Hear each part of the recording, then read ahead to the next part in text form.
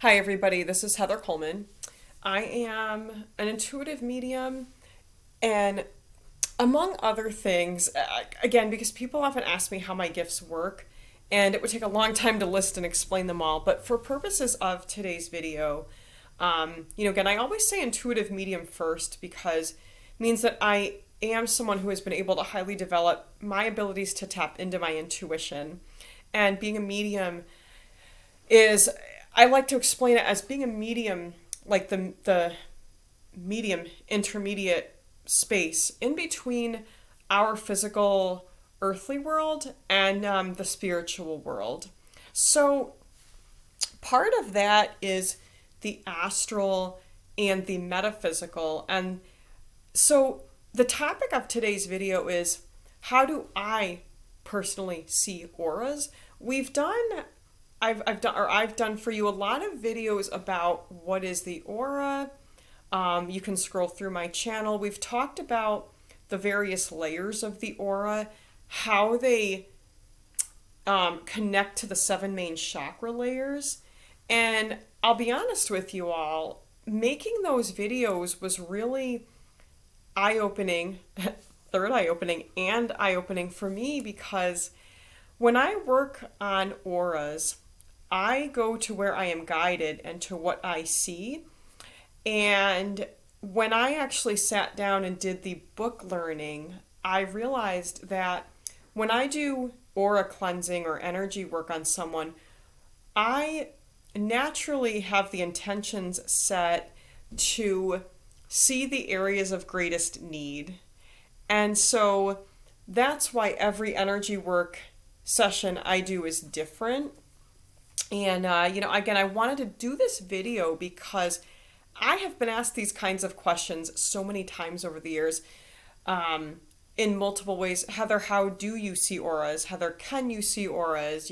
How do your abilities work? Heather, so I really felt like having a video where I explain a little bit to you about how I see auras would be really great. So that's kind of how this whole thing came to fruition.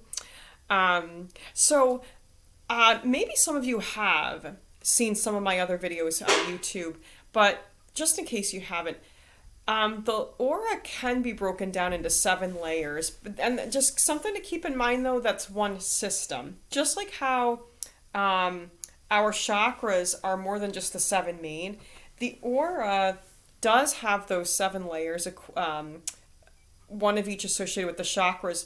Root chakra being at the base of our spine, associated with what is sometimes called the second skin, or that layer of the aura that's only like maybe a quarter of an inch, and then that next layer out with the sacral, and so on.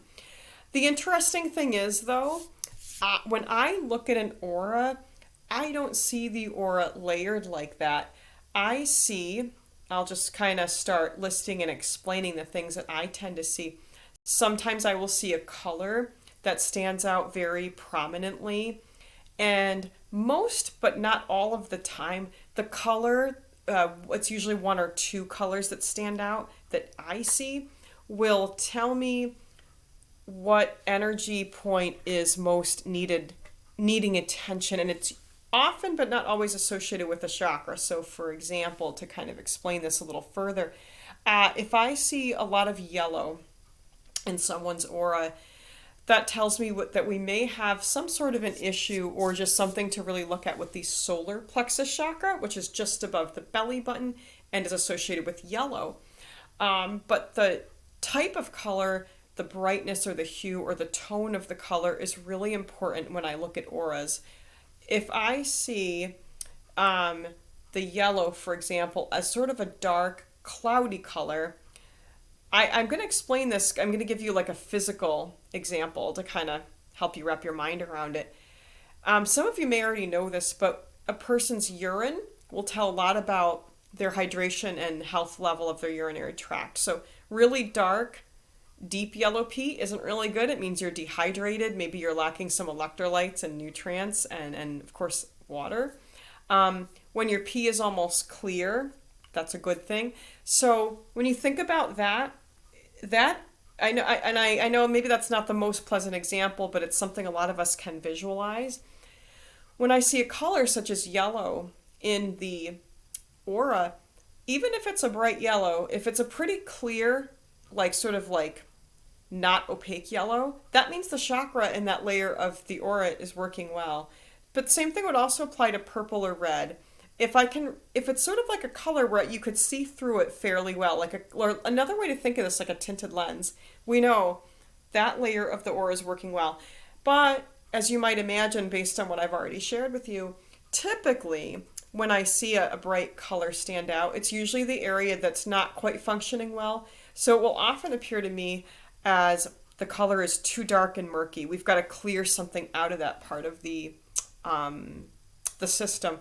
Or maybe the color appears kind of weak. It's the only color I can see, but it's sort of a weak color, like it's not real bright. That might tell us that that area is underactive. Or the third thing that can happen, the color may appear almost blindingly bright, which would tell me that that area is overactive. For example, if I see blue that is like, and we'll talk about this in a minute, a bright blue that is almost like overwhelmingly bright, that will sometimes indicate a possible thyroid imbalance because blue is associated with the throat chakra, So, there's a lot more to this, but I wanted to offer some concrete examples and kind of break down this process because such a good question that people have asked me over the years. It's come up a lot.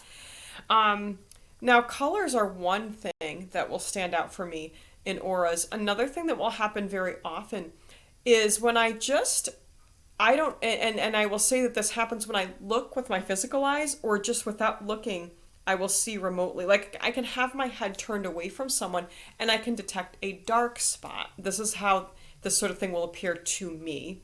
I'll give an example by looking at my own aura right now. Those of you that can see auras, if you're inclined, you might try this with me to see if you can see the same thing. When I am looking in the camera here, like selfie mode, I guess you call it, the video, I can actually see a slightly dark spot. It's not real bad over my right shoulder. And the reason for that, and it's there a lot, and I'm aware of it, is that my right shoulder tends to have some tight muscles. I don't know if you can see. I am also a corrective exercise specialist. My right shoulder at times will tend to hike up higher than my left because I'm right-handed. I make a lot of these kind of movements. Some of these muscles back here become tight or overworked. And so that's the kind of thing that will appear in the aura. So not only is it in the body, see the shoulder is a little hiked up and tight and tense, it's in the aura. So again, first thing, to give you an example, I noticed when I looked at my own aura was a bit of a dark spot over that right shoulder where there is some tension, discomfort. So when I see that darker spot, it'll usually appear black or deep brown, or sometimes a very deep red radiating like an ouch, like different from other types of red, some pain or some dis-ease or some old injury.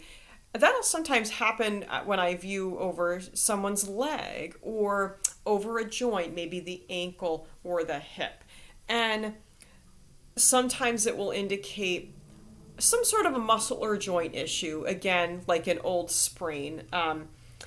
I've done energy work and aura cleansing for clients who have had one woman said, oh gosh, I had almost forgotten I broke that ankle 15 years ago in a skiing accident. It's been very good since, but I can still see that dark spot in the aura. So dark spots in the aura sometimes will indicate where there is some physical issue. Sometimes will indicate something from a past life, so not even a current life physical issue. An old spot where maybe a person broke a bone in a past life or had some sort of an injury or something had happened. The other thing that I see, and again, this is my process, so just keep in mind that some of the things you're hearing me talk about may or may not apply to other clairvoyants. And before I get to this next thing, I do want to explain that term clairvoyant. Clair means clear, voyant means being able to see or view. So this next piece I'm going to mention is something I can see through my third eye. I am able to see what are sometimes called attachments or energy vampires. demons even that can get into an aura. Not everyone can see those. When I say the word demon, though, I want to explain that because we tend to get certain ideas in our mind about what demons are. We've seen so much in movies and TV, and most people tend to have this general idea that a demon is a deadly, completely evil, malevolent, bad entity. Do those exist? Yeah, they do, but are all demons like that? No. There are demons that they're not pleasant, but they're no more harmful than a tick without a disease. Just a tick. One that doesn't carry Lyme disease. Or just a fly buzzing around your head and making a little bit of noise. Some demons are no more harmful than that. They drain a little bit of your energy, they annoy you, but that's it. There are ones that drain you more.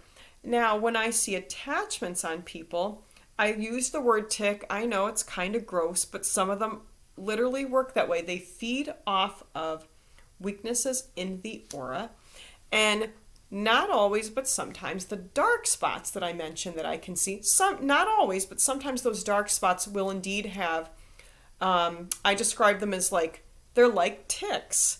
They feed off of fear, pain, and trauma. Do I remove them? Yes, I do. They're often easier to remove for me. For me, they're easier to literally psychically pick off of someone's aura than it might be to pull a tick off of your pet or your arm or something. Sometimes it's easier for me to remove those psychic ticks, also called attachments. So, and this is the other part I mention when this comes up. Whenever I remove an attachment or a leech, a psychic leech, it's another good word for it, I work closely with the guardian angels and the archangels, and they, not me, will replace that entity with something else, like a dove. Sometimes doves, butterflies. Sometimes an angel will take that place, and that angel will stay in your aura for healing as long as you need them. It could be hours, it could be days, it could be years. Dragons will do that too. Dragons, even more than angels, not for everybody, but for some people, will literally take up residence in a layer of your aura to protect you, to comfort you, and to heal you. And that was a pleasant surprise that dragons came up. I'm going to sort of make that our last little bit of information here. Dragons I see in auras. Not everyone has dragons in their aura. People like my son Ashraf do. He is 13. His soul has an extensive history during past lives of working with dragons. They adore him. They are the cutest darn little things. Whenever I view his aura, like say when he's sleeping especially, he has a cluster. He's got a menagerie of dragons all snuggled up in his aura. They lick him. They'll breathe little bits of fire on him. And they're the cutest little things ever. Some of them are big. Some of them are little. But dragons are your friend. Dragons are your friend. So, and that is one of my favorite parts of being able to view auras, is seeing really fascinating, beautiful things like dragons. So I hope this video is insightful and answers some of the questions that you may have. Certainly addresses a lot of the questions I've been asked face to face. And finally, it's funny that this example had come about the throat chakra. I had just done this blue. There's been debate about this. And just for fun, do you think my hair is green or blue? People have been saying both. The hair dye was blue, but we finally settled on teal. So I think it's teal. What do you think? Is it green? Is it blue? Or is it teal? But in the meantime, everyone, keep on your unique, focused, and spiritual journey. I hope this video has given you something helpful today. And if you haven't already subscribed, please consider doing so you never miss a video. There are new card readings every week. And also I am on Facebook as well. So everybody have a beautiful week wherever you are. Much peace, much love, and namaste.